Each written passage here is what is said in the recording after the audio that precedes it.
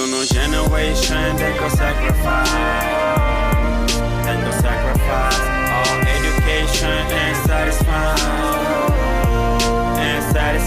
yow jàppe ko sa fils mu jàpp ci sa fight amagul lu mën a gum ko tegi sa eyes mën na gën a nice mën na gën a nice.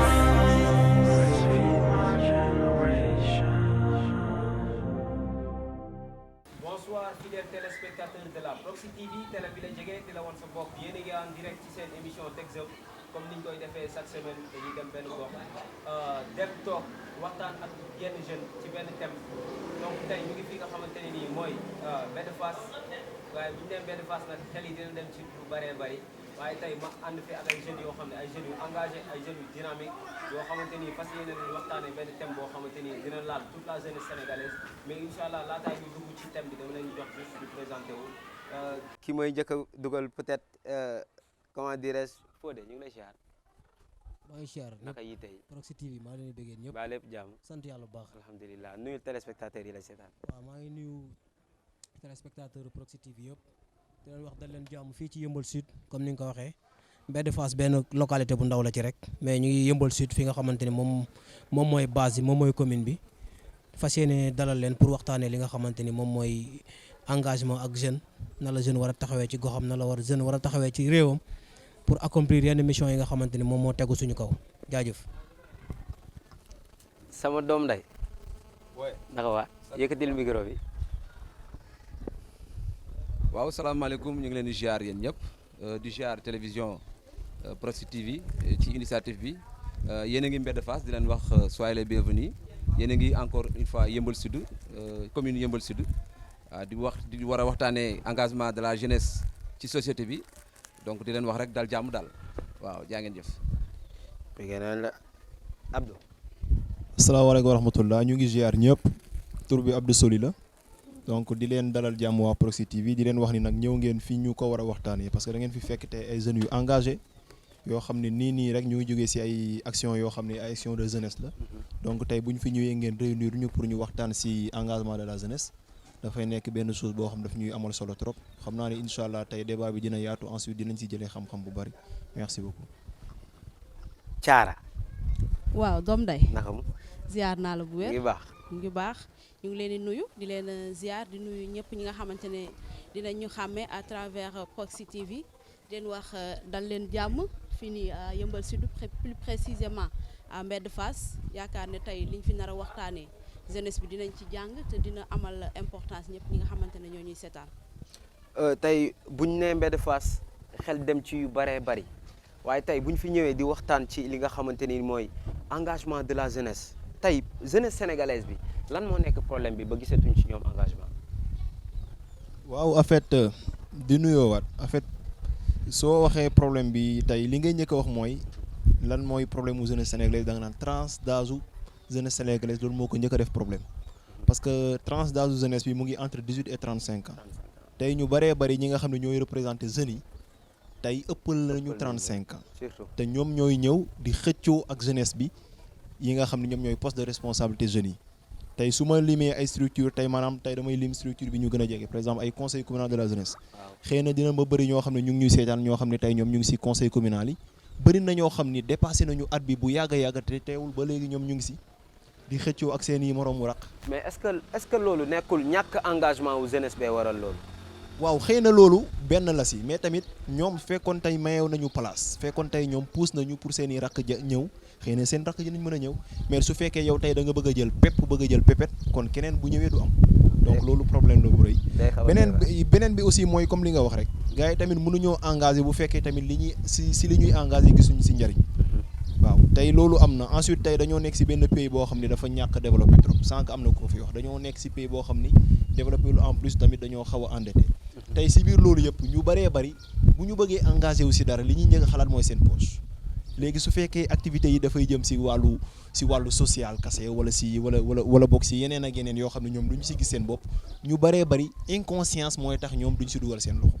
waaw lii nag sama xalaat la xëy na nag nit ñi mën nañ ko bañ a daal partage. mais laal nga fu am solo xam naa dinaa fa ñëwaat mais ba Tekzem nag du sedd de du ma jox kenn parole njëkk affaire bi nay saf. waaw xam nga laal nga point bu am solo nga ne tey est-ce que ñi nga xamante ne nii nekkuñu ay jeunes ñoom ñoo jël poste de responsabilité yi mais bu fekkee jeunesse bi fekk jiwuñ lu ñu moom parce que li nga moom doo xaar ñu jox loxo mais da ngay dem fokkati ji ko quoi mais est-ce que jeunesse bi pare nañ pour jël certaines responsabilités parce que foofu tamit am na problème quoi. bon voilà foofu moom fi mu daanelee mun naa fa rebondir pour dem juste li jiitu loolu mooy d'abord mooy jeunesse bi est-ce que tàggat nañ ko est-ce que jàng na parce que nit ki boo jàngul peut-être demoo école xëy na peut-être demoo daara amoo benn xam-xam bu nekk ci sa bopp bi yu bëri du la sonal yu bëri doo ko gëstu pour xam maanaam yow fi nga bokk naka nan lay doxee la fa am nan la fay ñëwee la fa am nan la fay duggee ba nga mën a dew même bu fekkee nit ñi la war a informer wuñ la yow di nga dem uti information bi quoi te yaakaar naa ndaw surtout ndaw léegi loolu lañ gën a soxla maanaam dañu war a informer wu ji xam li nga xamante ni moom la gox yi di doxee moom la réew mi di doxee pour ñu mën a impliquer carrément seen bopp ci li nga xamante ni moom moo war a doxal gox bi ñu nekk di fa dund surtout nag bu fekkee fa nga juddoo yaroo fa màggee fa am na taxawaay boo war a am taxawaay mooy comme suñu yaay boobu ni ma ko waxee sànq rek jiital sa bopp xam-xam am yar am teggin respecté mag respecté xale xam nooy waxee xam nooy doxee xam nooy jëfee surtout su ko defee loolu yow lépp loo bëgg a lijjanti pour xam ko di nga ko xam ci condition yi nga xamante ni moom nga ko war a xamee lépp na nga ca war a dugalee sa loxo di nga ci dugal sa loxo te doo gaañ kenn doo lor kenn pour mën a jëmmal li nga xamante ni moom mooy liggéey boo xamante ni daf la war à la base yow nga nekk ci pour jëmmal ko pour mën a yëkkati sa gox pour mën a yëkkati sa jëmm ji tamit ji nga xamante ni waroo tënku rek ci toog waroo tënku ci toog bañ a xoole li nga xamante ni moom moo nekk njëriñ ci société bi nga bokk pour mun koo développer pour mun cee daal def njëriñ loo xamante ni comme li nga wax say raq bu ñuy ñëw day fekk yow la nga waroon def yow en tant que mag nga def nga ko bu baax a baax su ko defee ñoom bu ñu ñëwee rek dañuy fekk ne tracé nga leen benn yoon bu baax a baax man des fois damay jël exemple ci benn structure bu ñuy wax J-hip hop lieu la boo xamante ni dañ ko fekkoon muy nekk ñu ciy def mbalit di fa tuur mbalit di fa def lépp gox moo ko moom secteur yi moo ko moom mais ñoom il a fallu que ñoo am idée wu teg fa benn affaire centre socio culturel bu hip hop culture urbaine du tout ñu jëw li ñu njëkk a def mooy gis ne foofu place la boo xam ne mën nañ ko occuper mën nañ fa def dara ñu jël seen initiative ñëw di ko set setal di fa def nii comme nii toog ñëw toog zëm di fa waxtaan ñoom lan lañ fa bëgg a def comprendre nga idée bi fa la jóge di toog ñoom lan lañ war a def fii bërëb bii nii nga xamante ne mbalit la woon te defar nañ ko de telle sorte que nit ñi léegi mën nañu fa ñëw toog ñu xalaat ne ñoom war nañ fa mën a def nangam sangam te loolu yaakaar naa secteur yu bëri am nañ ko léegi jeune bi loolu la mën a amal njëriñ boobu noonu la mën a amal njëriñam tey ñi bay loolu ba taxawal ko ba muy accueillir ay partenaires international te am na si ñoo xam ne wuy ji nañ seen borom mais tey bu ñu demee seen kanam borom dañuy fier wala ñi ngi ko xeexalandool dañuy fier parce que dañuy xam ne ñoom li ñu doon xeex démb am na njëriñ tey ba seen raqee ñu ngi ñëw di si jëriñu ba pare affaire bi dafa gën a ubbeeku quoi man daal loolu amul li nga xamante ne naa ko ci brosse tuuti quoi. juste fi ma bëgg a rebondir rek fi ma bëgg a poser question moom est-ce que nekkul travail à la base bi parce que wax nga ko balaa ngay jiite benn mbir rek il va falloir nga am connaissance mais suñu problème mooy dañoo bëgg a créer te amuñu état d'esprit créé donc boo nee jàng nag nit ñi dañuy jàpp ni jàng toog école la quoi mais est-ce que jàppoo ni jeunesse bi dañoo focus xaalis de trop moo tax amuñu temps bu ñu réfléchir quoi. waaw man engagement bi fu ma si njëkkee d'abord parce que engagement dafa am lu ko jiitu muy xam-xam d'abord wax xam-xam di nga wax connaissance parce que nit ki boo dekkee koo xamante ne da nga ignorant doo mën a défendre lu bari doo mën a tay jii nii mën a toog dem lijjanti yu bari parce que boo xoolee loolu moo bari ci suñu jeunesse bi jànguñu wala bu ñu jàngee bariwul parce que léegi yeneen foo la xale yi di jël wala yeneen xalaat la xale yi moom lañuy bëgg a def di ko yaakaar ne loolu mooy jëmale réew c'est bon c'est bien nga ñëw entreprendre dara wala baax na tamit nga ñëw yëngatu sa bopp wala baax na en tant que jeune nga amal sa bopp dara mais xaalis bi ngay am sax boo xamul noo koy jëfandikoo wala boo xamul noo koy gérer da lay indil problème après da nga koy dugal foo xam ne da nga koy am tey bu subaa nga ñàkkaat wala ku jàng ñëw gérer la ko. wala ku jàng bien sûr ku jàng ñëw gérer la ko. kon pour man engagement bi xam da si jiitu kon jeunesse bi dañoo war a nekk ñoo xam ne ni dañoo war a jàng d'abord xam fi ñuy teg seen tànk xam li leen loi permettre xam lii lañ war a def lii waruñu koo def lii ak lii xam lépp loo xamante ne nii ndaw war na koo xam soo xamee loolu d'abord nag nga soog a ñëw soobu ci engagement bi nag nekkul ñëpp ñoo koy def boo demee ci benn commune tey wala nga ñëw ci mel ne fii ci Yeumbeul Sud ñenn ñi ñooy nangu porter volonté def combat boobu noonu mais nekkul ñëpp ñoo koy def mais ci masse boobu di ko def nag ñoom nañ ko def ci façon bi nga xamante ne nii ñeneen ñi nga xamante ne ñu ngi seen ginnaaw parce que chaque jour dafay am na ñoo xam ne dañuy toog xaar la ñuy def dañuy toog benn Abdou Soli indi leen information dañuy toog benn Moussa ñëw ne leen lii am na fii wala ñu ngi joxe ay dons wala ñu ngi joxe ñu ngi aide fii nit ñi ñu soog a mën a ñëw dem mais fekk demoo indi ji ñoom duñu dem jëli ji ko kon ñi nga xamante ne ñoom ñoo porté wu nekk ñoom ñoo porté volonté pour def combat boobu noonu mën a jàppale laa mën a wax ñi nga xamante ne dañoo toog ñoom war nañoo nekk ñoo xam ne ñu responsable la ñuy doon ñu bañ a nekk ñoo xamante ne tamit dañuy jiital benn affaire ndaxte soo bëggee ne da ngay engagé wu jiital alal déedéet du dem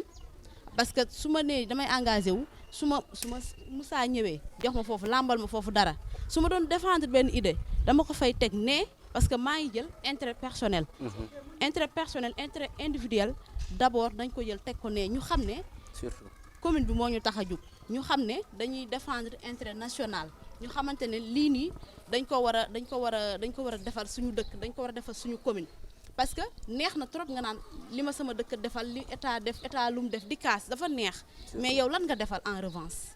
yow lan nga defal sa gox lan nga defal sa dëkk pour man dund ba jeex te duñ la ci cité ci lenn lu baax la wala lenn loo xam ne détourné nga ko nit bu waroon dem ci lu bon te cité luñ ne ko nga dund sa dund boobu jeex pour man dund boobu pertement la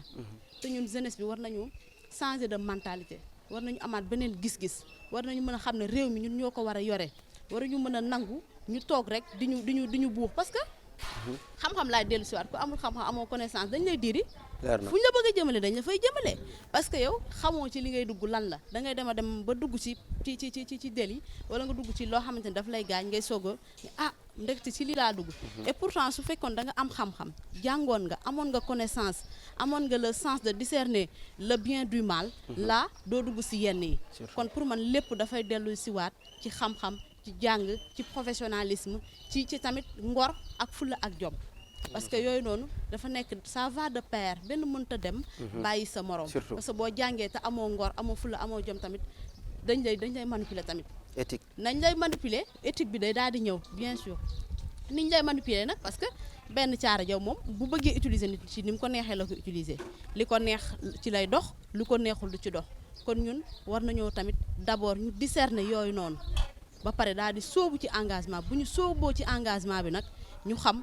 li ñuy engagé wu lan la ñu xam nan lañ koy téewee ba nga xamante ne nii kenn duñu détourné ci mission bi nga xamante ne moom lañ am ba mën a atteindre suñu objectif foofu laay ñëwandi pour l'instant. tey bu ñu duggee ci côté naxante parce que à chaque fois dañ naan naxante tey kuy xaw ma nan la ko olof di waxee c'est-à-dire kuy dundee say nelaw kooku du bëgg nga yeewu tey est-ce que pour nga trouver la bonne réponse est-ce que waroo poser la bonne question c'est-à-dire tey am information yi xam fu muy jóge balaa muy am il va falloir nga xam ban question nga war a poser pour ñu répondre la loolu day delluwaat ci xam bi mais est-ce que ñi nga xam ne ñooy suñuy dirigeant féete ci kaw est-ce que ñun bëgguñu ñu ñàkk engagement ñu nekk ay ignorant pour à ce que permettre leen ñoom fi ñu tënk à chaque fois ñu tënk fa jeunesse bi quoi. waaw loolu nag du ma ne la déet en fait man loolu dama naan effectivement ñoom bëgguñu ñun ñu yeewu parce que lan moo tax ñu ne Afrique moom moo yor population bi gën a jeune ci àdduna te teewul pourtant acte de jeunesse yi Afrique la gën a néewee ko Europe te pourtant Europe ñun ñoo leen ëpp jeunesse lu waral loolu c'est parce que ñooñu xëy na jeunesse bi saa bu jugee ci kaw seen tutelle yi mooy maanaam instance de décision yi yooyu dañ leen di accompagner ñun nag fii accompagnement boobu noonu daf fii des tey par exemple boo xoolee ñu ngi ci benn situation boo xam moom moo prévaloir moom mooy coronavirus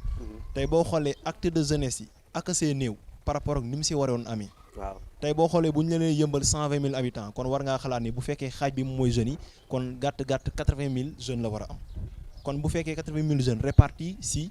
59 quartiers kon normalement war nañoo mën a chaque semaine war ngaa mën a dégg ay actes yoo xam ne yu fort la yu jëm ci lutte contre le coronavirus mais malheureusement boo ci déggee benn balaa nga saa déggee beneen yàllaa xam kon tey ñun su fekkee li nga wax noonu la man damay gëm ni effectivement suñu politique yi wala boog suñu kilifa yi am na si ñoo xam ne ñoom bëgguñu jeunesse bi yeewu. beneen affaire bi loo xam ni tamit lu ma yàgg a seetlu la lu ma jaaxal la ministre yi nga xam ni ñoom ñoo fi nekk yëpp di représenter jeunesse bi la plupart ñoom dépassé nañu sax âge jeunesse bi. yenn saa yi dañuy repassé sax 35 ans jëm 40 ans te pourtant ñoom ñoo fi teewul jeunesse bi. mooy sànq li ma doon njëkk a wax ñi nga xam ne ñoom ñoo fi teg wala boog ñi nga xam ne ñoom ñoo fi war a teewul jeunesse bi lu si ëpp dépassé nañu âge jeunesse te yow sooy kaas nañ ne lii ñii man maa leen war a wutu. doo si daal. tey loolu nag beneen affaire la boo xam ni daf may xaw a tenir un peu à cœur mais li nga wax moom moo si nekk. politique yi ñu bëri si ñoom xam nañ ni déjà jeunesse bi ñoom ñooy population bi nga xam ne ñoom ñooy majorité bi. ñii bu ñu yeewoon ndoowee. problème la te ku wax jeunesse wax fukk n'est-ce pas. ku wax jeunesse wax fukk ku wax jeunesse wax conscience. moo taxit ñoom li si gën a bëri dañ lay gën a nelawal ñoom et puis politiciens yenn saa yi ñoom lan la ñuy utiliser jeunesse bi. ñoom rassemblement lañ lay doyee. ñoom en fait def dara sa poche pour yow nga noppi loolu lañ lay doyee. mais bu fekkee cadre liggéey pour liggéey comme ça yow nga mën a fës ñoom duñ ko d'accord.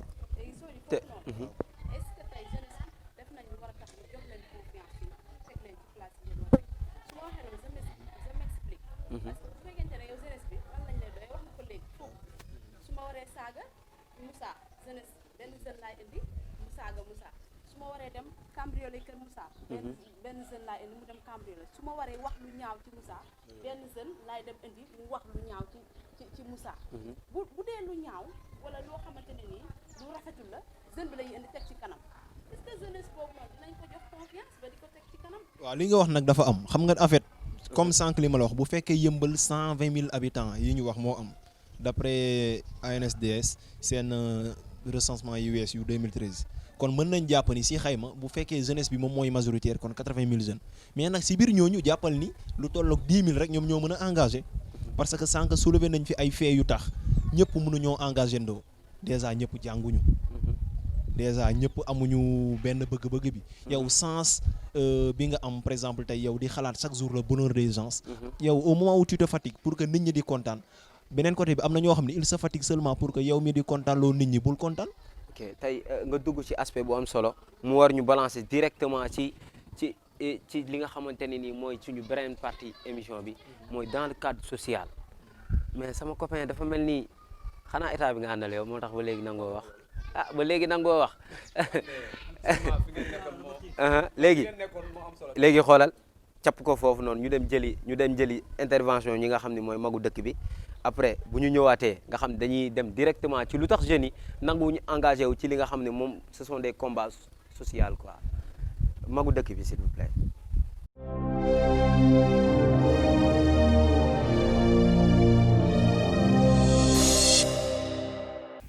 waaw ndaw lu nar a baax bu fekkee baayam di góorgóorlu di participer ci lépp loo xam ne lu baax lu intéressé population bi war na cee roy ndaw yi war nañu roy ci seeni papa war nañu participer ci bépp développement ci lépp loo xam ne lii mu ngi intéressé population bi ba mu ngi yokk koom-koom ci gox bi war nañ cee participer ndaw yi war nañ cee participer puisque itam ndaw mooy màgg ëllëg it ndaw mooy avancé am réew waaye mag mi am 40 ans 50 ans 60 ans mënatul a avancé am réew il faut ndaw yi góorgóorlu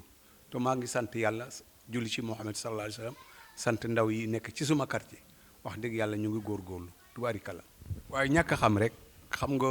ndaw yi itam ñu ci bari jàng nañu waaye seen njàng demul ci gastu ci développement demul ci gastu ci avancé am réew puisque am réew bu ci ndaw yi àndul jigéen ñi ànduñ ci réew ma du continuer réew ma du mën a naat d'une façon que normalement ci li nga wax dama la cee sant puisque ndaw yi war nañu participer ci bépp mouvement bu am ci quartier bi bu war a avancer quartier bi bu war a avancer réew mi ñuy gastu di jàng loolu moo war ci ndaw yi ndaw war a toog rek freng laayu naan suma yoon nekku ci amul politique dañ ko fee fekk dafa ànd ak l'islam politique dafa ànd ak l'islam lépp loo xam ne lii teral nañu ko ci politique boo gastoo ci l'islam am na ci wàll bon ñoo ñàkk a xam la ci ñoom ñu ci bari ñàkk a xam la ci ñoom puisque du ma def lii puisque diw a foog toog diw moomu toog réew mi la toogalul boppam ku toog réew mi ma nga toogal te ku fi toog itam mënuloo jël sa intérêt propre ak sa famille képp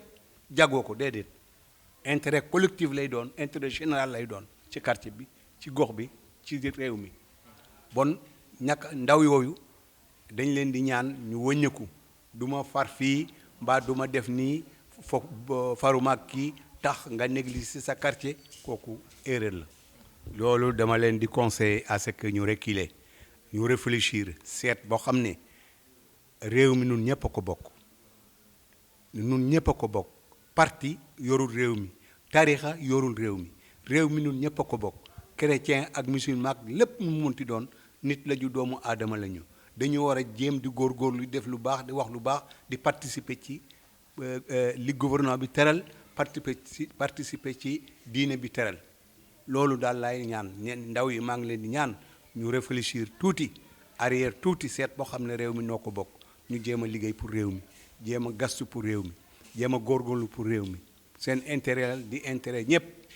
maa ngi leen di ñaanal lii ngeen def am na jeunesse bi fi jëkk te defu ko te it lii ngeen di def bokk na ci développement bokk na ci xam sa devoir xam li la war ci sam réew xam li la war ci sa gox kooku lii ngeen di def dina am lu mu def ci ndaw yi fi nekk ndaw yi ko fekkee di ko seetaan dina am lu mu def ci ñoom puisque ndaw yi war nañu xam ne yéen ay xele ngeen te yéen a ngi sàkku yéen a ngi def loo xam ne lii ëllëg ak si biir ni ngeen koy filmer noonu lañ koy filmer def ko ci seeni set bon seeni set bu ñu ñëwee itam dañu góorgóorlu comme yéen maa ngi ñaan ndaw yi fi nekk ñu jàppale maire bi jàppale président bi jàppale ñëpp képp koo xam ne kii bëgg nga sam réew bu ci ñaan ay réew mi lii nga xam ne moo fi dugg mbas mii mbiru suñu boroom la du mbiru kenn suñu boroom la kenn mënu ci dara yàlla rek moo ko indi to yàlla moo ko fiy jëlee ñun fekke nañu temps yi peste à 1945 fekke nañu temps yi peste moo gënoon a garaaw lii waaye ñu ci war a dee ñu ci war a dee ñoo dee ñu ci war a dee du ñu dee bon nañu def beaucoup attention ci itam respecter li docteur yi wax respecter li état bi wax kooku bu ku ko defee rek bëgg nga sam réew.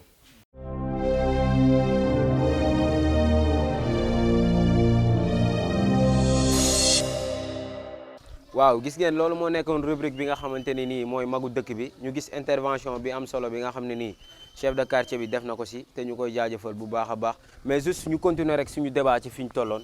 sur le plan social lan moo waral jeunesse bi engagé wu ci quoi. bon lu tax jeunesse bi engagé wul comme ni ko sama naataango waxee. la jeunesse n'a pas été formée. donc je pense que comme ni ko Aliou Diouf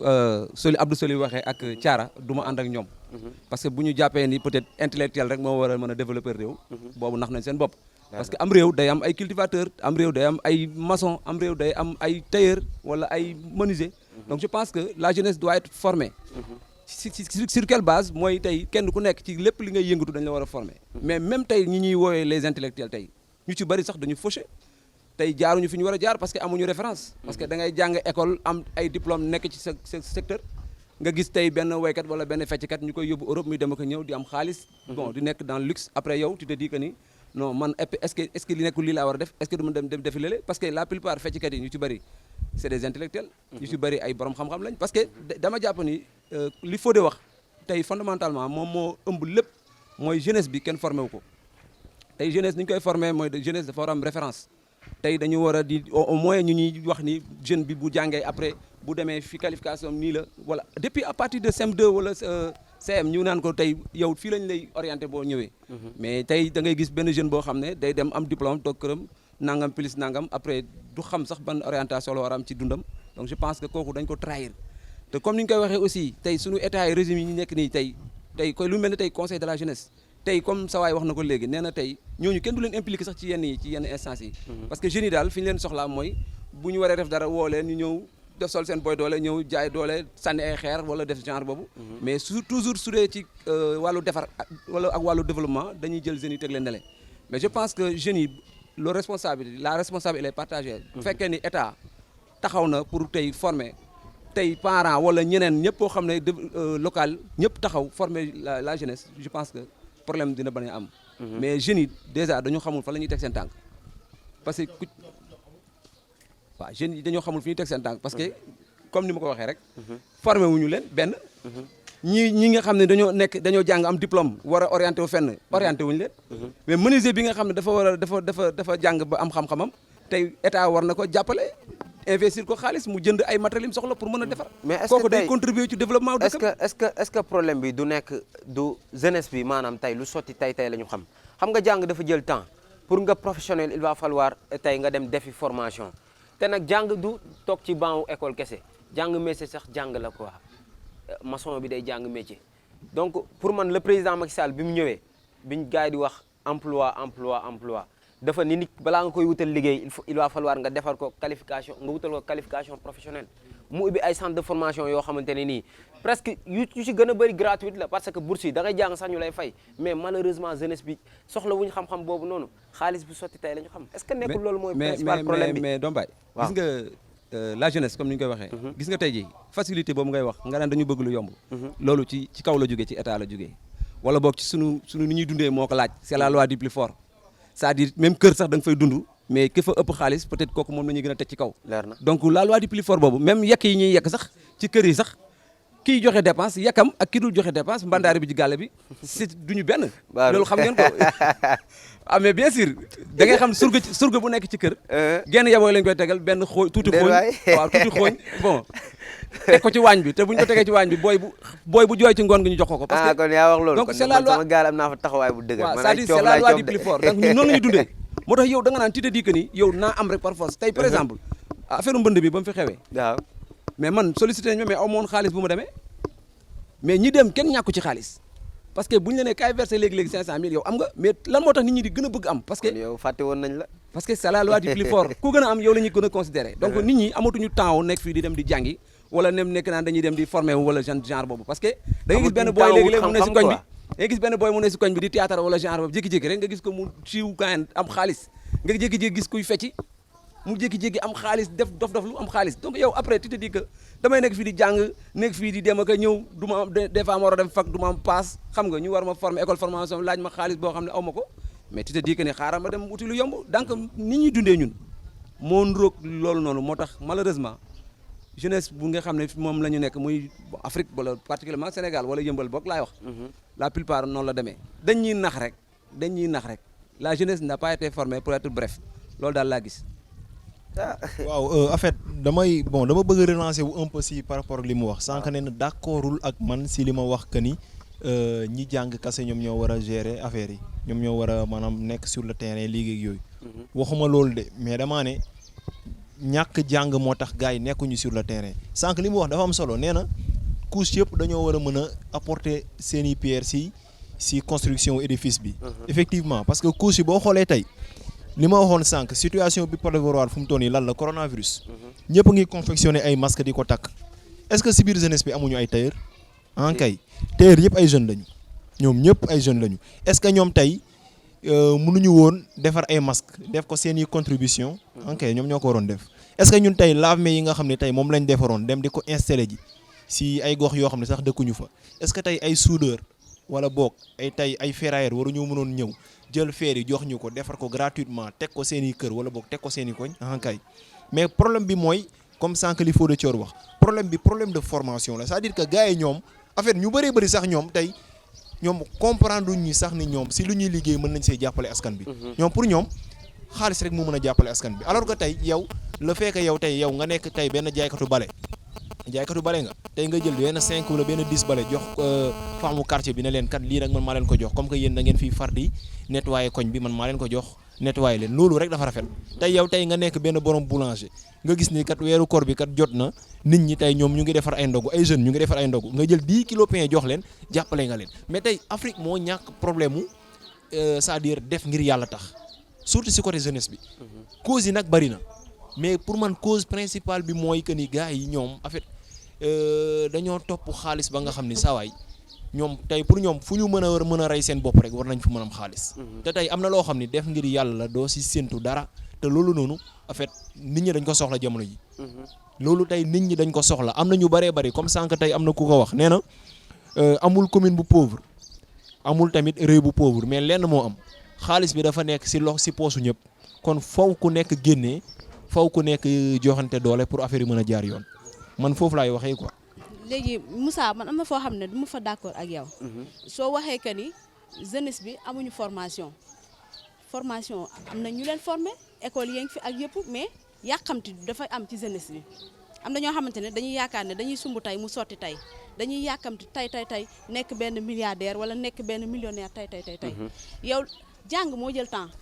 bi ngay jàng dem primaire ba université wala nga dem suivre benn formation loolu ça prend du temps boo amul patience doo ko def te patience boobu noonu moo amul ci suñu jeunesse bi yow boo naree di jàng primaire ba université da nga naan su ma neexee kon xaama dem laqatu ci benn politicien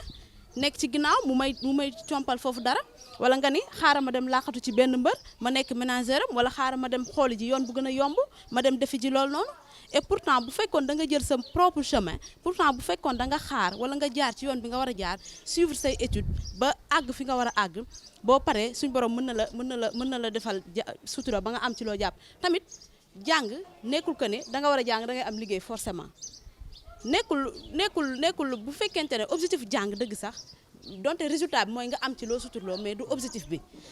bi mooy nga am xam-xam mën a savoir discerner ba mën a dellu ci engagement bi ñuy wax nii tey loolu mooy objectif jàng mais pas le résultat que da nga ciy am liggéey forcément beneen bi mooy taamu day ñëw man dama jàng ba maa ngi université maa ngi certain niveau du ma def liggéey bi li loolu pourquoi pas jàng naa am naa tuuti lu ma xam ma def sama benn ma entreprendre quelque chose surtout. Pourquoi ma lancer sama benn projet def sama ay jaay dàll su ma demee tey jaay wala ma def sama benn jaay dàll mais non damay jël yëpp ne damay xaar état wala déedéet damay xaar ba lii damay forantu defantu ndànk ba xamante ne nii ëllëg suñu borom dina indi lenn pour man jeunesse bi foofu tamit engagement bi war nañ fa jëm nga laal fu am solo muy développement personnel gëm sa bopp boobu leadership donc pour man loolu boo duggee ci cadre social moom moo lay ciy defal lu bëree bëri par exemple tey benn mouvement bi ngay participer benn association bi ngay participer maanaam yow tu travailles bénévolement parce que kenn du la fay mais am na formation bu bëri boo xam ne moom nga fay puiser mais problème bi moo nekk jeunesse bi dañuy bañ a dem foofu parce que foofu amul xaalis mais foofu am na xam-xam kon est-ce que nekkul ñun la jeunesse ñun ñoo bëggul réellement am formation professionnelle. bon voilà comme ni ñu koy waxee rek man li may wax yenn saay mooy des fois affaire yi bëgg-bëgg la dans la mesure mën nga jàng am bac dem université dem feneen ak feneen am xam-xam yëpp te li nga wax nii boo ko amul développement personnel boobu boo ko amul confiance en soi boo ko amul li nga mën a def doo ko def li nga bëgg a atteindre objectif bi doo ko def wala bu fekkee tamit bureau ngay xaar comme li ñuy wax dëkk bi xat na xataay boo xamante ni fonction publique du ñëpp ñoo fa mën a dugg tey situation bi ñuy dund actuellement mooy li soxna si wax mooy entreprendre kese moo ñu mën a génnee ci li nga xamante ni moom la ñuy dund actuellement nit ki daanaka sax boo xoolee ci 5 ans yi passé 5 ans yi mujj yi moom moo nekk benn levier bu ñu gën a développé ci Sénégal muy entrepreneuriat ci côté yëpp man def naa ko ñetti yoon te doyalu ma ci sax bu ma ko gisaatoon suba damay defaat parce que chaque jour saa boo demee ak ki koy jàngale da ngay gis xam-xam bu bees lu mu la ciy wax maanaam da lay jox envie yow nga nekk benn entrepreneur avec tes maigres moyens nga mën a demal sa bopp te foofu la àdduna toll y a des exemples de réussite partout au Sénégal soo demee di def loolu ñooñu leen lay jox comme exemple kon yow war nga mën a nekk ñooñu ci benn affaire bu ndaw nga commencé ko gëm ko ngay jug di daanu ba taxawal sa entreprise taxaw di waxaat tamit ci côté Abdou Solim wax mais tey yi fi nekk entreprise la ñu yor tey entreprise bu nekk am na RSE la ñuy wax responsabilité sociétale des entreprises mu nekk 5000 sax nga ut foo koy pëtëxal pour situation yi mel nii bu amee wala ñu solliciter la ci benn jàppale ci maanaam sponsoring wala lu mu mënti doon ci loolu ngay tibb rek nga participer ci sa commune wala ci sa gox na muy fonctionner pour man loolu mooy li ñu wax rek nit ñi ci seen idée ak ci seen idéologie ñoo jéemuloo xool loolu nga xamante ni loolu normal dafa nekk lu normal ci statut entreprise te da ni entreprise bu ne da ko war a respecter RSE boobu pour en cas yu mel nii. tey bu investissement dans le long terme xam nga pour ak situation bu mu mënti doome ak lu mënti xew ci loo xam ne day laal société rek yow dañ ci war a participer bu baax a baax a baax a baax a baax xam nga léegi nag problème bi mooy entreprise ndaw yi duñ ko mën def parce que entreprise yu mag yi joxewuñu bon exemple ñu fi nekk tey yore lu ne gaañ yore ay milliards tey gis nga leen exemple tey artistes sénégalais yi mënu ma ko cee bañ a porox ndoll bu ñu indee daju bu jógee France dañ koy fay 100 millions loger ko hôtel comprendre nga jox ko lekk bu neex fayal ko lépp mu ñëw def ci communication bu ngand mu ñëw playback public bi di ko jàppale mu pare xëy dem ñibbi léegi benn kalpong bu nekk Yeumbeul Sud fii am benn engagement jaayante bay bëgg a dee concours yu ne nga jël ko Yeumbeul amul reconnaissance concours yi nga jël mais teewul tegg wax sa tànk yaa nga ca tey am na foo xam ne boo fa soxlaa pour wàllum RSE boobu noonu pour yow li ngay def en tant que entreprise musicale mu amaat beneen revenu boo xamante ni yow li la sa askan di jàppale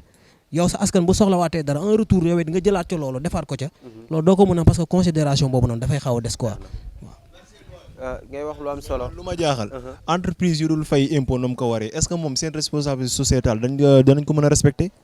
ñun fii ku ne xam ne ni suñu ay entreprise ku nekk ngi dégg seen i coow ak waa impôt waa domaine kon ñooñu tey bu ñu yaakaaree si ñoom ñu jàppale jeunesse bi wala boog tey seen responsabilité sociétale ñu mën ko teg si yoon du mën a sotti beneen bi mooy sànq brossé nañ fi ñun ñëpp jeunesse ak emploi mais loolu lu mën a nekk la entrepreneuriat ñun ñëpp laal nañ ko fi mais aussi du ñu tere fustiger li nga xam ni moom mooy njuuj njaaj bi nga xam ne état bi moom la si def ku ne xam ne teg na fi ay kuréel yu mel ni ANPH ak yeneen pour financement wu gars yi bu yàggul dara balaa ñoo dem si élection yi indi nañ fi DER lépp rek pour jeunesse bi bindu lépp ñu mën a am seen i filiation mais boobu ba léegi France daal di xëddéem nit ñi ba léegi gisuñu ay financement te tey bu fekkee tey comme lu ñuy wax da nga am jeunesse boo xam ne moom mooy majoritaire mais bëgg nañu tamit parce que tey ñu bëree bëri bëgg nañu entreprendre tey ku nekk am nga idée de projet même bu fekkee bindoo ko mais ku nekk tey yaa ngi naan man tey su ma amoon benn départ u 500000 no dinaa def lii kii ne su ma amoon départ u 300000 rek man mën naa commencer lale mais tey lan moo la tere ñooñu ñëpp tey nga jox leen seen départ boobu ñun soxluñu ay millions en fait mais nga jox leen départ boobu noonu quoi ba pare nga may leen temps ba pare suivre leen tey boo leen mayoon temps suivre leen tey di nga gis ni gars yi dinañu jógee c'est-à-dire étape 1 jëm ba étape 5 lu war a mën a nekk la mais malheureusement fii gars yi dañ lay bindloo sa projet nga bind yow déjà pour imprimer ko sax yenn saa yi da ngay dem wax maire bi mu jox la benn 2000 francs nga dem imprimer affaire yi wax maire bi mu may la passe nga dem passe dem ba foofu xam nga déposer xoolal di leen woo pour suivi bi même crédit bi nga leen wooyee da nga koy leb mais xoolal mën nga toog 2 ans 3 ans doo dégg dara te pourtant da ngay dégg ni ñoom ñu ngi financé mais boo xoolee ba ci biir xam nga ñu la ñuy financé seen i booy parce que ku nekk si ñoom politicien la bu mag boo xam ne dafa am ay booyam dafa am jeunesse su boppam waaw mais Soli foofu damay intervenir débat bi fu am solo waaw foofu dama bëgg intervenir ñëw na débat bi fu am solo est-ce que duñu jëli suñu benn rubrique waaw baa ñu jëli suñu benn rubrique rek parce que def nga phrase de transition bi la politique ñu ñëw ci fu am solo juste nañ dem jëli parce que bàjjenu gox ñu ngi ci localité yi def liggéey bu am solo liggéey bu colossal boo xamante ni ñoom ñu ngi koy amal seen gox xam nañu société bi lan la ñuy dund xam nañu jeunesse bi lan la ñuy dund nañ dem déglu bàjjenu gox bi ñu déglu intervention am.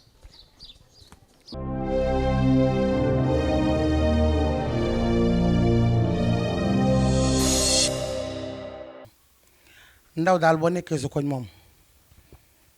li nga njëkk a def mooy am yar boo amee yar ami teggin respecté mag respecté ndaw am diine am lislaam ndaw ba nekkee su koñ li ma gën a bañ nag ci ndaw mooy xale buy xëy di taxawaalu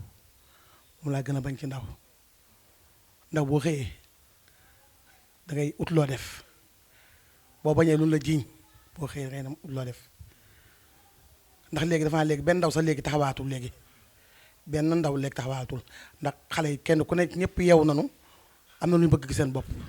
ndax kenn ku ci nekk ba ngaa tere sa ndey ba ngaa tere sa baay moo tax benn ndaw taxawaatul fi man nag gox bi ma dëkk fii nii amul fa benn ndaw bu fi taxawaal xale yi bu ñu xëyee kenn ku ne yaa ngi ut loo def ñoom ñëpp yaa ngi ut loo def ñii ngi ci métier yi ñii ngi ci musique bi ñii kenn ku ne yaa ngi ut loo def loolu moom rafetlu ma ko ay jeunes bu ñu nekkee si koñ am ñu ñëw ngeen bokk benn koñ bi say morom di sensibiliser fexeel ba bokk ca bul beru ndax yéen ñëpp yéen a bokk koñ bi yéen ñëpp yéen a bokk gis-gis yéen ñëpp yéen a bokk yéen yaakaar naa ne yéen a bokk lu ngeen di wut moo tax ma loolu rafetlu ma ko bugguma dara xew ci koñ ay xale di ko def yéen ñëpp jàppalante leen ndax boo ëllëgee yéen tam bu ngeen organiser dara ñoom tam ñu mën ñoom tam pour participer pour jàppale leen waaw loolu moom du seen wàll am na benn côté nag dama ci ànd ak xale yi dama ci ànd ak xale yi ci loolu noonu parce que jeunes yi mooy li ma wax léegi benn jeune nelawatul léegi dafa am ñoo xamante ne bu ñuy def dara nii dañ ci dem jee bu dara defoon élection ñu bëgg ci kii xale yi te xale yi nangootuñ loolu léegi xale yi dañoo yeewu léegi xale yi dañoo jàng de léegi xale yi dañoo yeewu dañoo jàng man de li may dénk ndaw yi nga xamante ne moo ñàkk sama quartier mooy nañ jàppalante comme ni ko yeneen quartier yi ak yeneen gox yi defee léegi ñëpp dañuy jàppalante léegi dañu am fulla am fay rek seen bopp jàppalante ànd nekk benn bu ñii nee waaw ñii ne waaw bu ñii nee waaw ñii ne waaw yéen ñëpp ngeen ànd nekk benn bokk ndey bokk bàyyi xàccandoo dóorandoo yaakaar naa ne lépp lu ñu ute dañ ko dina mën a avancer. boo amoon looy ñaanal ndaw ñi nekk sa gox nga leen koy ñaanal ci maire bi wala ci président de la république ngir dimbale ko ndaw ñi nekk sa gox. man daal li ma bëgg mooy si président sa laa koy njëkkee suñu président Macky Sall ci moom laa koy njëkkee ndaxte fii ndaw yëmbal fii nii dañoo jàng bay bëgg a dee jàng nañ bay bëgg a dee fii yëmbal moom mooy loolu jàppale wu leen ci dara moom wax dëgg yàlla bu dëgg da dëgg jàppale wu ci dara monsieur le maire Bara Gaye sama xarit sama nit la waaye dama bëgg sama doom yi nga xam ne ñoo nekk fii ñu jàppale leen ñii jàng ñu jàppale leen ñii liggéey ñu jàppale ñi nga xamante ne amuñu liggéey ñu jàppale leen comme ni ñu koy defee ñu koy ñëpp maire yenn maire yi di defee waaw kàddu gu mujj gi mooy di leen sant di leen gërëm di gërëm sama doom yëpp di ñaanal yàlla ñëpp jàmm yàlla mi nga xamante ne mooy borom jàmm te ku may jàmm nga am jàmm yàlla na ko def si àdduna bi tasaare ko ci réew mi yëpp may leen ko may ko ñëpp ci barke Seydina Mohamed.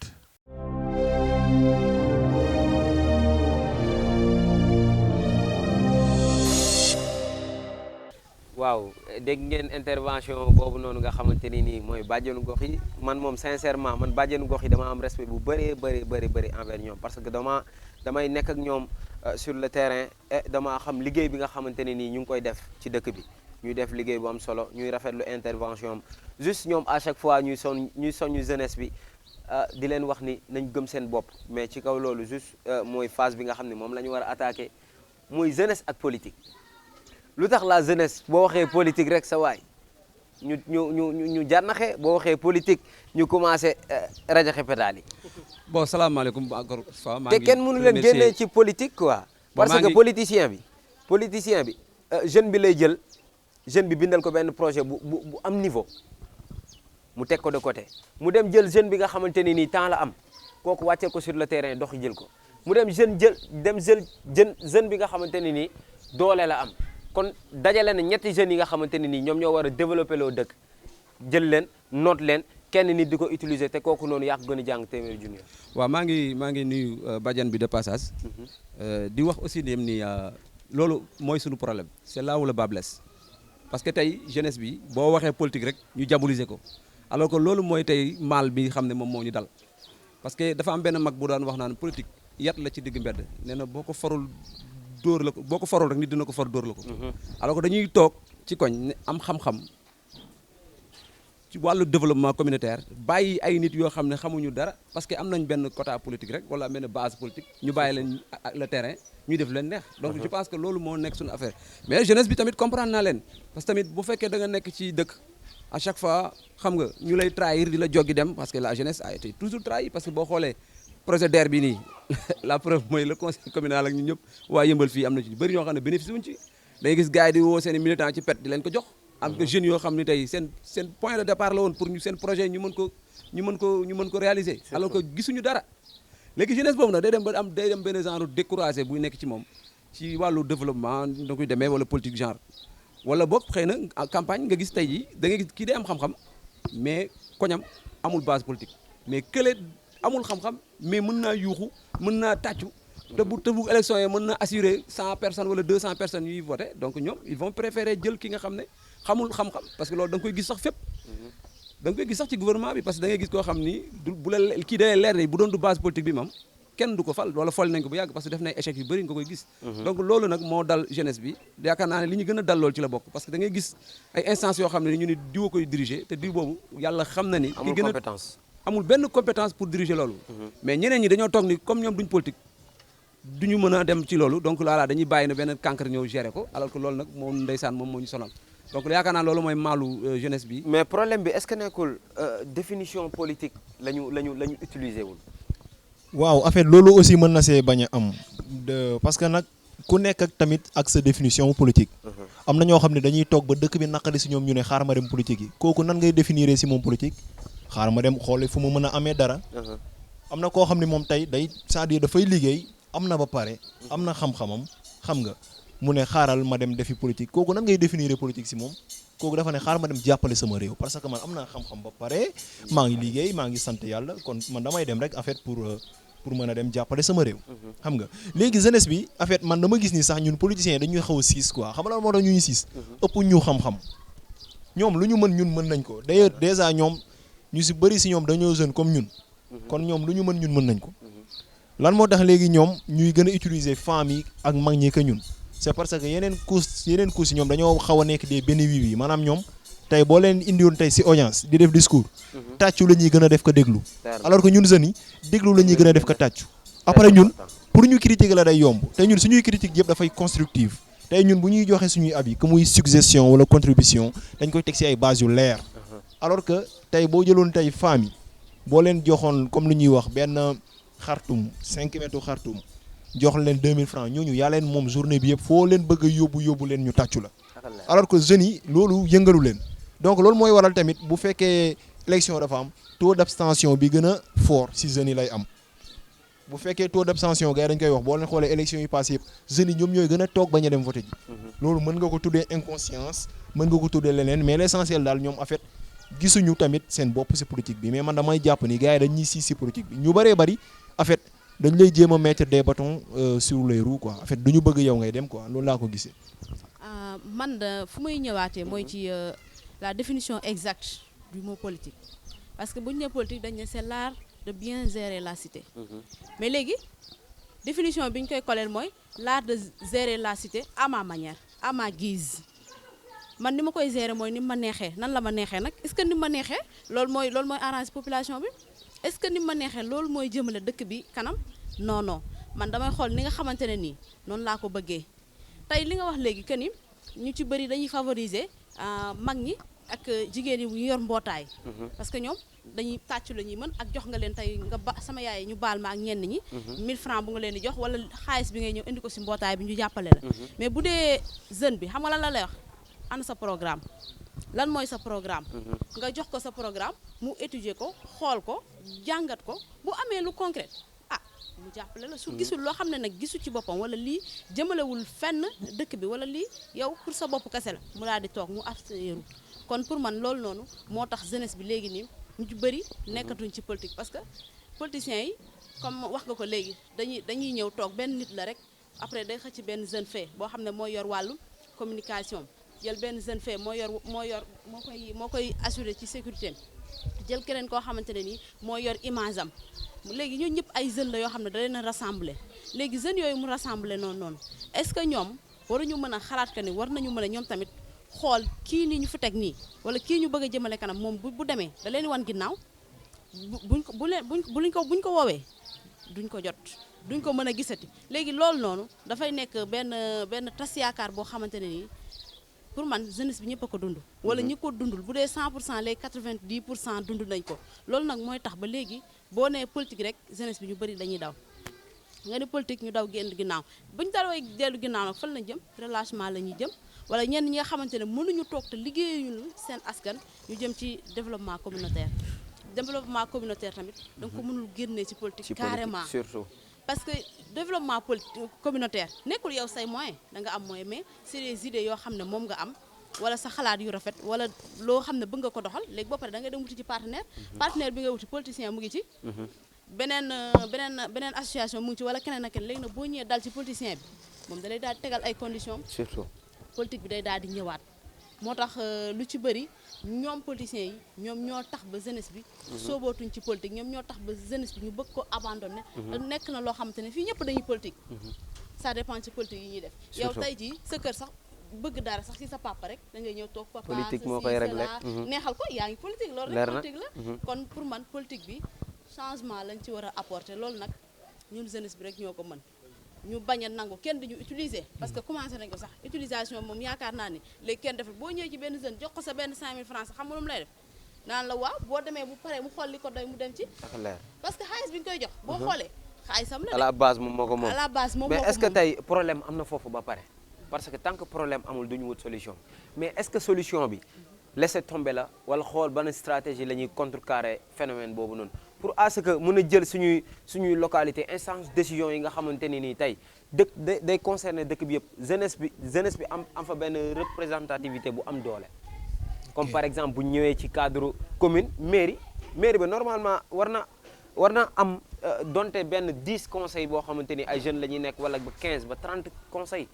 ci yenn mairie yu mag a mag yi donc pourquoi pas warul am benn représentativité boo xamante ni jeunesse bi da ko fay am bon foofu moom li ma ci dolli benn affaire rek la mooy li ñu wax rek lu bon boo koy xeex wala lu baaxul boo koy xeex da ngay jël lu baax nga teg ko ca wet ga bu yàggee rek lu bon la day dem waaw Sénégal nag tendance boobu la ñoom mooy par exemple tey ni da ngay gis benn affaire boo xamante ni si lii normalul baaxul ndaw bi tey comme li nga wax di jug di xeex dëgg sax doo ci jëlee xaalis doo ci jëlee dara say dëgg rek nga jàpp ne moom nga am te dëgg ci tamit yàlla rek moo xam ndax dëgg la mais tamit ku ko dégg dina xam ne kii lii muy wax nii am na ñu bëri ñu ko bëgg a wax waaye mënuñu ko wax moom mu ngi leen koy waxal mais nag Sénégal par procuration tamit dañ lay bàyyi ngay dem rek li ñu la waroon jàppale ni ñu la waroon soutenir ñu la ko soutenir dëkk la boo réew la boo xamante ni ndaw li mu fi am dëgg bëriwul ñun xam nañ ci dara da ngay wax mag bi da nga koy tegal dëgg comme li sëñ Cheikh doon wax rek almaxtum nee na mag ñi seen wàll wëy na xale yi ñoo mën a yarante ci seen biir te ñun boo xoolee tey CCS yi ñi fi nekk ñëpp ay jeunes lañ ku ci nekk am na looy jàng sa morom njàng yi bokkul mais ku ci nekk am na looy jël sa morom loolu noonu boo demee ba toog da ngay xam ne man ci diggante bi ci sumay wax ci samay doxin ci samay jëfin ak ci ni ma doon xalaatee da ngay xam ne am na lu bëri lu changé ci yow lu bëri noonu nag changé ci yow moom ngay transformé waat nag toggaat ko def ko loo xamante ni boo ko proposé sa commune boo ko proposé sa réew day amal njëriñ sa réew li ci am solo mooy bu ñu jël suñu xalaat rek di ko bazarder tamit nit ki lépp looy def projet ak lu mu mënti nekk yow mi koy def njëkk jiitu ci boo ci jiitoo da ngay gis ne carrément ne yow li nga ci soxla woon carrément yëpp di nga ko ci am foofu la politique amee solo politique bu yàgg bi mu ngi fi ba tey mais am na leneen lu bees lu am ñi nga xamante ni xaw nañoo jàng tuuti nekk ndaw am benn dëgërlaay bi li koy dindi mooy boo jàngee comme ni ñu wax sànq il faut nga entreprendre foog nga am looy fajee say soxla yow d'abord indépendant avant tout waaw il faut être indépendant de ses moyens loolu soo ko amee as tuut yi nga politicien bi lu mu la mënta indil te nga xam ne yaa ko ëpp njàng te nga xam ne yow mën nga lijjanti moom lu mu mënul lijjanti parce que li mu mënul lijjanti moom moo tax mu ñëw ci yow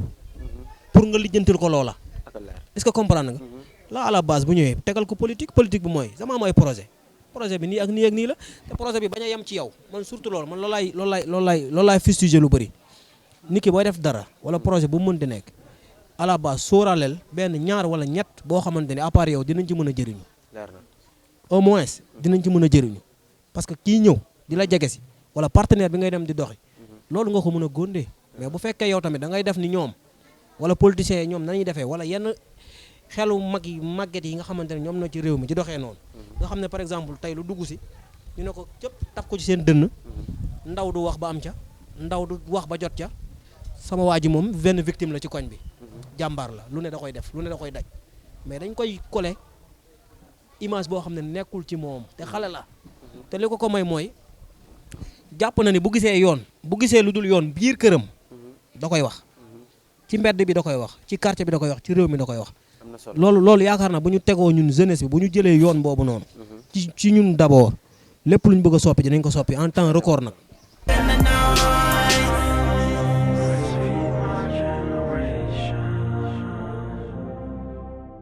juste rek ñu synthétiser li nga xamante ne ni mooy l'engagement de la jeunesse après ñu daal di tàggatoo parce que ñu ngi ci jeextalu émission bi Moussa. waaw comme ni ñu ko waxee rek l'engagement de la jeunesse moom peut-être ni ma koy dama koy résumer rek ci comme li ñu dese ci temps bariwul. mooy juste rek di wax ni di lancer appel aussi ci sunu gouvernement yi sax laay wax ak collectivités locales yi nañuy boole ci seen i instances yi décisions yi ci la jeunesse. parce que yaakaar naa ni ñun en fait sunu société moo bindoo noonu c'est-à-dire bu ñu ñëwee ci kër sax même jàkk ji paa yi ngay gis ñi ci kanam. même bu amee tudd amee paa yi ñoo fay nekk jeune bi même bu dee moom moo am tudd bi sax day nekk ci biir néeg bi toog parce que jàpp na ni moom bon affaire de kilifa la affaire de kaw la donc fii ñu suñu société jeunesse bi peut-être dañ ko laisser en rade quoi dañ jàpp rek ni dañ ko war a guider rek télé guider lay dañ koy guider mu def bàyyil mu bàyyi defal mu def mais en fait comme dañu nekk ci beneen monde encore bu bees te xale yi am nañu pertinence bu nekk ci ñoom am na xam-xam bu nekk ci ñoom nañ leen bàyyi ñoom tamit parce que xale moo mën a faj xale damay dégg benn bis benn sëriñ bu mag doon ko wax ne xale mooy faj xale ça veut dire bu fekkee ne xale yi bàyyi nañ leen ñoom tamit ñuy dem ci seen i morom dinañ mën a saafara seen jàngoro parce que yaakaar naa ni xale moo mën a faj xale parce que xale ci moromam lay gën a amee confiance parce que yow tey jii li ngay bëgg di wax souvent sa morom nga koy wax que doo ko wax sa parent parce que am na ci lu bëri am na xale yu bëri seen parents yi xamuluñu leen dara donc je pense que même suñu état yi bu ñuy di mën a di nommer ay ministres ñuy nommer ay ministres moins de 35 ans suñuy nommé yoo xam ne affaire u xale la ñu def yëfi xale donc je pense que loolu daal laa xam ne suñ ko defoon comme ni ñu am ci temps bëriwul donc maa ngi leen di remercier di rafetlu aussi émission bi vraiment émission bu am solo la di rafetlu seen ñëw Yeumbeul Sud di leen wax rek ni vraiment yaakaar nañ du yem fii donc voilà merci beaucoup jërëjëf waaw bon en résumé man moom li may wax rek mooy que ni en fait les responsabilités sont partagées entre le milieu immédiat mi nga xam ne moom mooy suñu famille ak suñu quartier yi ak les politiques nous jeunes suñu biir ak yeneen waaw parce que tamit beneen affaire bi mooy peut-être suñu ay affaire suñu réalité africaine aussi da koy waral parce que baay topp maam mag topp baay rakk topp mag donc loolu aussi daf lay won chaque fois que ni ki nga xam ne moo gën a nekk jeune chaque fois ci ginnaaw lay gën di nekk loolu nag ci biir kër gi ba ci yeneen instance de décision yi donc du changer daal waaw merci. am na solo daal di tàggatoo jox ko mu tàggatoo. waaw bon di leen sant di leen gërëm di leen gërëm. bëgge xale bi sax xam nga. non mais xale ban di sant di gërëm en fait ñi nga xam ne ñoom ñoo ñuy seetaan les téléspectateurs aussi di sant di gërëm ñi nga xam ne ñoom ñooy waa Proxi TV. franchement liggéey bi rafet na et on espère que aussi yeneen i émission dina am yoo xam ne on va parler d'autres choses parce que aussi nous sommes ouverts à ça quoi voilà merci beaucoup. waaw man fi may jeexalee rek mooy que ne jeunesse bi ñu dem jàngi ñu fexe am xam-xam wala ñu jàng métier lu mu ci mënti doon nañ am benn base bu dëgër boo xamante ne nii mooy tax ñu mën a accéder ci instance de décision yi suñu paree nag daal di dugg ci engagement bi daal di mën a engagé wu bu baax daal di mën a jëlee seen localité wala seen commune ci niveau 1 mën ko yóbbu ba ci niveau 10 wala ba niveau bu ñu mën a accéder rek foofu noonu daf si am importance bu baax tamit ñu xoolaat bu baax fi nga xamante ne foofu la ñuy teg suñu tànk politique yi ñoo ngi fii du si ñëpp am na si ñoo xam ne nag seen bopp lañ fi nekkal ñooñu nag bu ñu amee bu ñu amee malchance tasanteeg ñoom ñu xam nu ñuy jëflanteeg moom ñu bañ ñu wàccee ci suñu ay principe waaw mu nekk loo xamante ne nii dafay am importance ñu am ay principe yu dëgër yoo xamante ne dañ fay taxaw ku ñëw fekk ñu fa waaw di leen sant bu baax di leen remercier ci choix bi ngeen def ñëw fii nii Yeumbeul Sud di rafetlu bu baax émission bi di sant bu baax waa télé bi nga xamante ne ñoom ñooy Proxi TV di leen wax du courage et bonne continuation merci. waaw man li ma ci yokk mooy comme bàcc ni nga ko waxee woon sànq avant caméra di tàkk mooy da ngay nekk jeune au niveau local ngay def ay développement yu bari yu am solo te élection locale ñëw nga ne man du ma dem présenté wu léegi ànd na moo yow liggéey bi nga defoon yëpp pendant des années nga bay ba mu ñor nga war a góob jox sa askan mu jëriñu benn sàmba booy fàqee fële ca làng ga ñëw la nga bayoon loolu yëpp ca lu baax mu ñëw yàqu ko te dëkkul sa gox dëkkul te en général du dëkk sax ca gox ba léegi ñun jeunesse su Yeumbeul Sud tamit conscience boobu la ñu war a am parce que daf fi bëri surtout élection yi passé Soli amul nu mu ci sonneewul sonn na ci lool ci ay affaires yoo xam ne surtout ay pièges yoo xam ne dañ koy dugal fii di la gëmloo ne diw moo gagné wala diw moo am nang wala diw moo am nangam te demee wut noonu jeunesse bi ci boppam à la base ci gox yi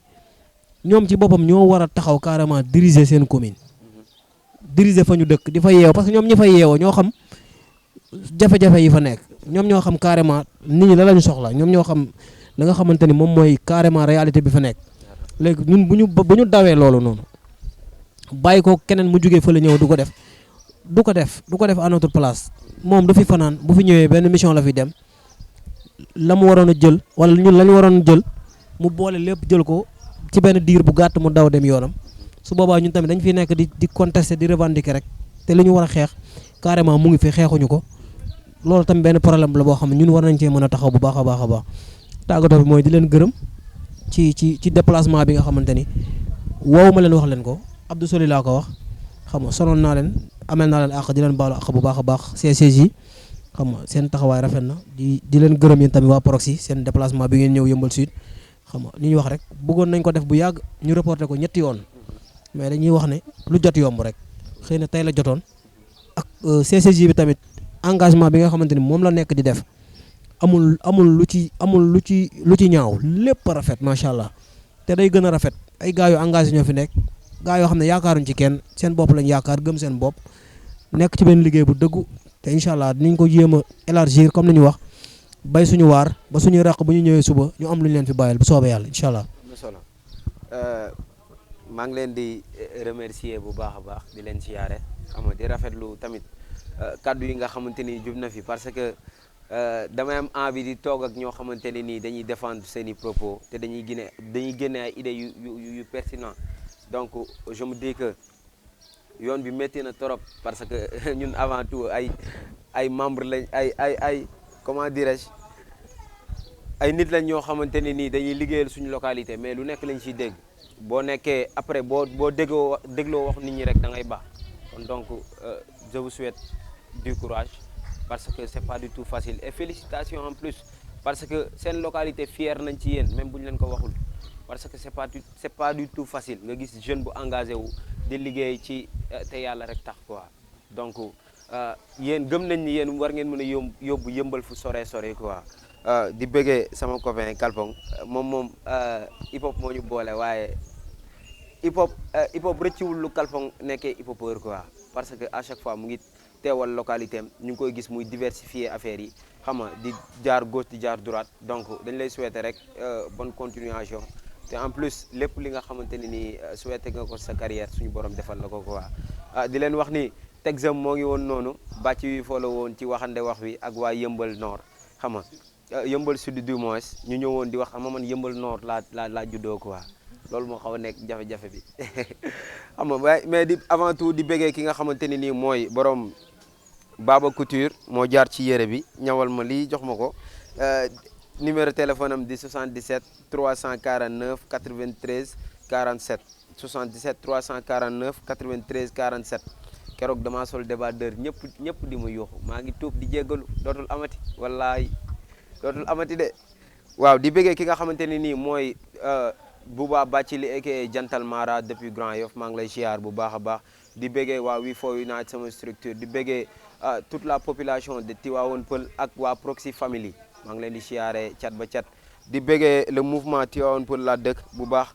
ci liggéey bi nga xamante ni ñu ngi koy liggéeyal seen localité waaye bàcc wi foo la woon ci biir Texam man ak yéen incha allah beneen semaine ci beneen gox ak yeneen jeune ñu waxtaanee beneen thème à la prochaine. Sacrifice.